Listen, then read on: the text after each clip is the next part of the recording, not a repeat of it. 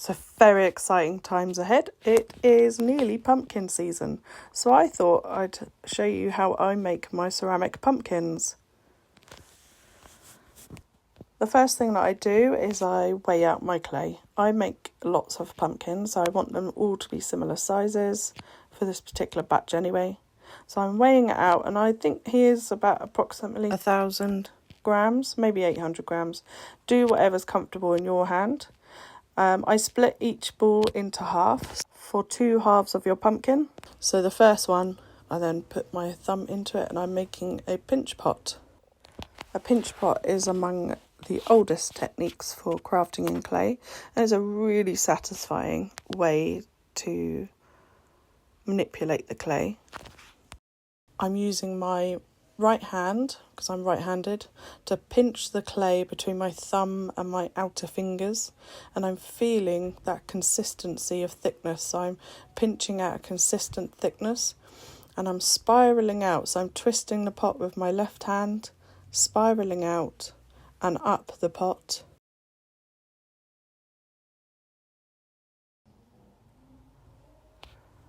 So once I've got the rough kind of semicircle pot shape, I then start pushing into it with my thumb just to kind of deepen it, make it nice and smooth into the centre. This bit feels really nice in your thumb, by the way. And then I'm just going to go around and just make sure that it's all a nice consistent thickness. That's the most important thing with the pinch pot, really. And I'm just tweaking the shape here, making sure that it's smooth on the inside, that I'm happy with the thickness all the way around the rim. And there you can see it's nice and smooth on the inside. I haven't really worked the outside, and you'll see why afterwards, so don't worry about the outside for now. This bit I've sped up the other side just so that you don't need to kind of watch it, but obviously these things take time, so just take your time, pause the video and enjoy making your pumpkin. It feels really good and they are super satisfying to make. They're one of my favourite things to make, and I make a lot of them. So I'm making what is as similar shape as possible for the other half, because both of these are going to fit together and make your pumpkin. You can see that I'm really pushing into those sides, make sure I've got some consistent thickness again. In case you hadn't realised, that's really important. Consistency of thickness.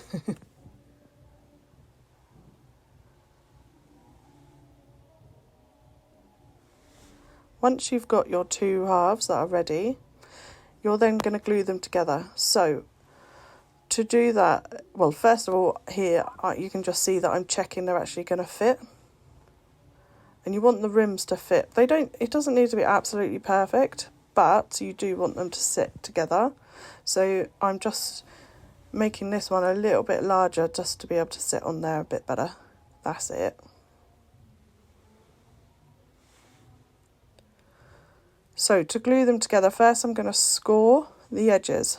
My favourite tool in the whole pottery studio is this serrated kidney. So it's got sharp little teeth around the curve, and I use it for so much, and you'll see that I use it quite a lot with making my pumpkins too.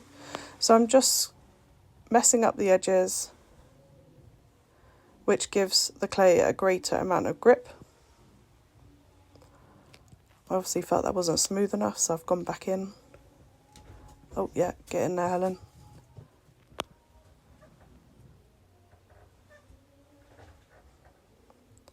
And then I'm using some slip. So slip is liquidized clay. It's the same clay, just a higher water content that I've blitzed to make it nice and smooth.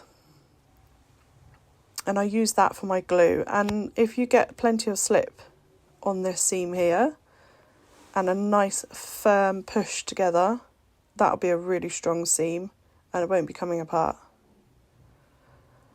So I don't usually slip both halves, but I think from memory my slip here was just a little bit on the thin side, so I thought I'd just brush it on both sides so that I make sure that there's no chance of it coming apart.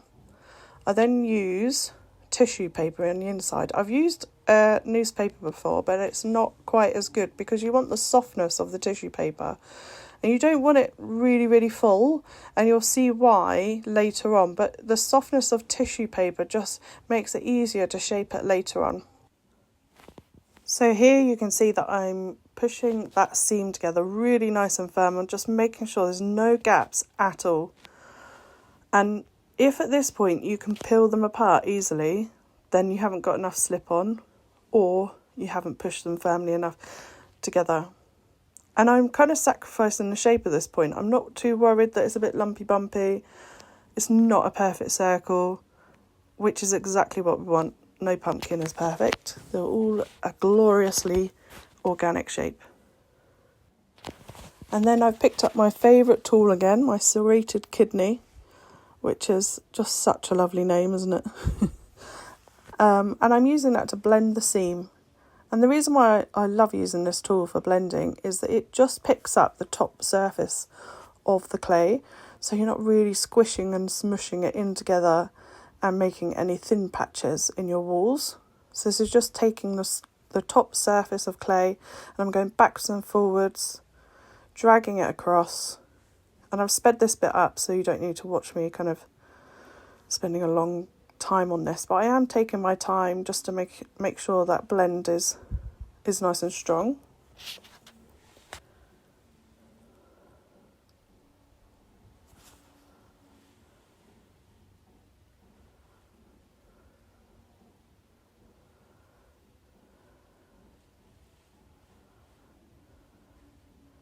And then after I've done the seam, I start going over the whole surface.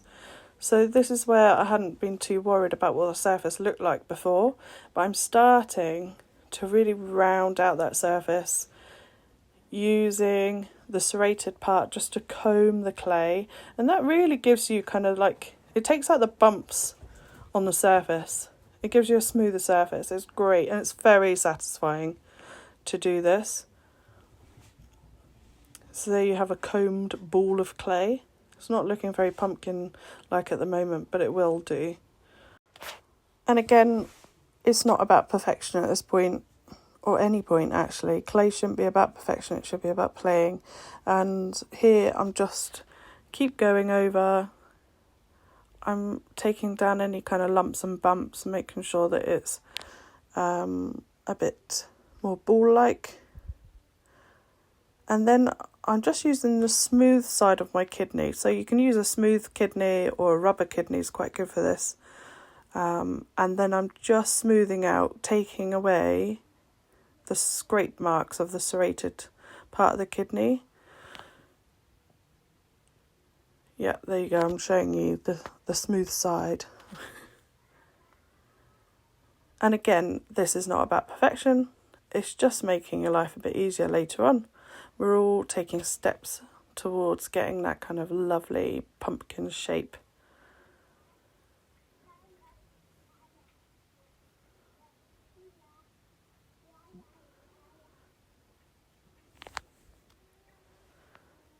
And as you can see, although this is sped up, it does take quite a while to make a pumpkin. I've made lots of them now, so I'm quite quick, but feel free to pause the video at any point so that you can catch up. Now when I've got the ball, I then flatten it a little bit, but not too much because it's going to flatten even more in a minute. And then I'm making that indent at the top. So it's looking more like an apple at the moment. And turn it over and do the indent the other side, and you can see it is squashing down. And this is where that paper inside the tissue paper, because it's got that bounce, it's going to allow it to bounce a bit, but also allow you to shape it, which is great. And it doesn't have to be perfect. It could be a bit taller. Your indent could be to one side. It doesn't have to be perfectly centred. And then here I'm using a wooden kidney. And it's a bit thicker, this kidney. That's what you want. So I'm using the straight side to roll it down, or roll it up the kidney from the bottom indent up to the top one. And this is where I'm creating my segments. And segments on a pumpkin are not identical sizes, so I'm just trying to get bigger ones and smaller ones. And I find there's a real joy in this bit. around kind of selecting the sizes of segments without being too careful, and just kind of feeling what size the next size should be. And this step is all about marking out your segments.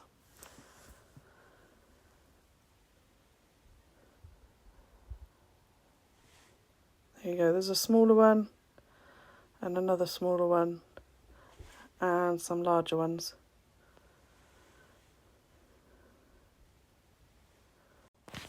So I'm going to go back into each of those indents for the segments, and I'm just wiggling my wooden kidney to side just to really define those segments but also make them wider, and that gives that kind of slightly more rounded shape to them, and you can see that it's really kind of starting to take shape here.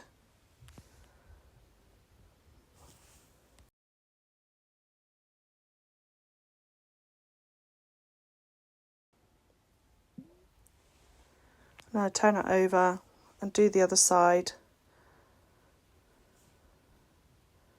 And I'm pressing downwards with that right into that little indent at the top, just to make sure that they follow all the way through to the bottom.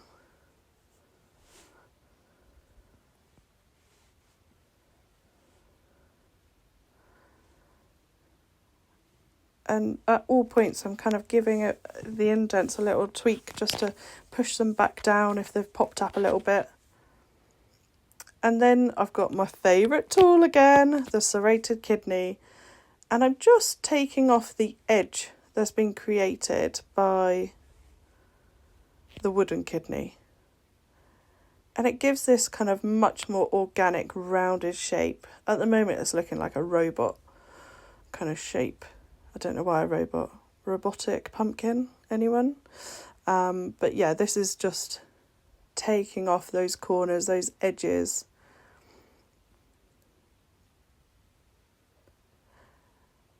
And I would say this bit is just so worthwhile. It might seem a little bit pernickety because you've got a lovely pumpkin shape already, but it just really adds that realism to the shape of the segments.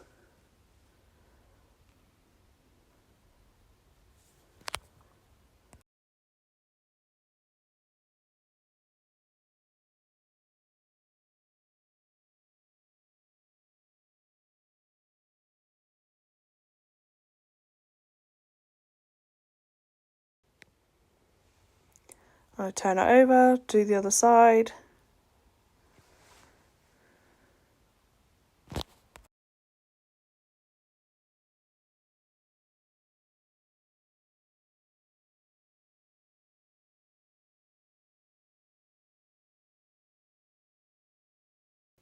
And now for the next step, which is to smooth your pumpkin off. So I'm dunking in a bit of sponge into what is already a bit muddy water. And then I'm squeezing out the sponge so it's only got, it's only a little bit damp. You don't want it to be soaking wet because otherwise it'll smush up your clay. And then I'm being quite vigorous with the sponge, going into all those crevices and grooves to really smooth out that shape.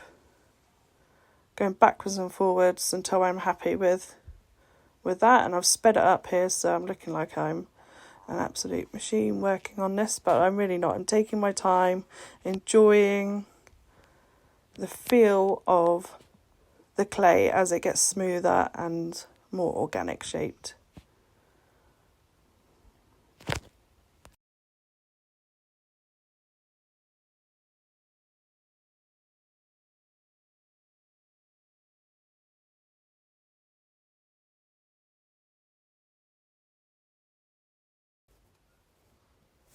I turn it over, do the other side, and you can see when you turn it over what a difference it does make to do this step where you're using this sponge to really get in there and use it to shape as well, you know, really push it in. And then you can see also I'm kind of going in with my finger where it's starting to lose any definition. As I'm working out where that is, and I'm just making sure that those Crevices are crevices. Just nicely defined segments is what we want. And you'll see how they're really, they just appear to be really bulging out. They're nicely defined, but they're nicely rounded, really bulgy. Love it.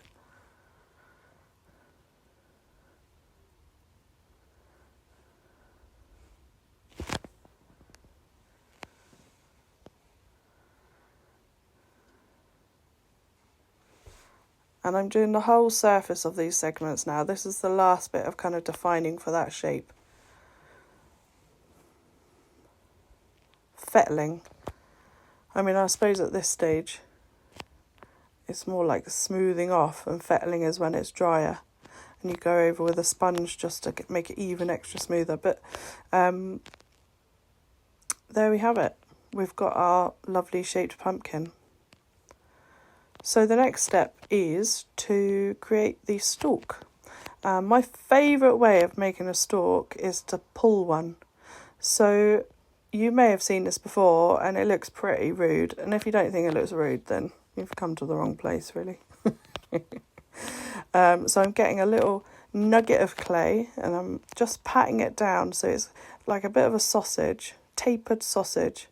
And then I pat it down the top so I've got a nice flat top. And I should have adjusted the camera at this point, but I couldn't see what I was doing, so then I'm holding it in my left hand, and I am right-handed, so I'm using my right hand then to get plenty of water on my hand, and then I'm gently pulling at the clay all the way down the length of it, and then that's stretching the clay. And you can do this to quite a fine point, but with the stalks, I want them nice and chunky really still. They don't need to be thin and dainty like a handle on a mug. And the lovely thing about pulling handles as well, it kind of lends itself to the shape of a stalk, so they become kind of flat and wider at the top and thinner at the bottom. Then I'm using my serrated kidney again. Just to score the top of my pumpkin, add a bit of slip,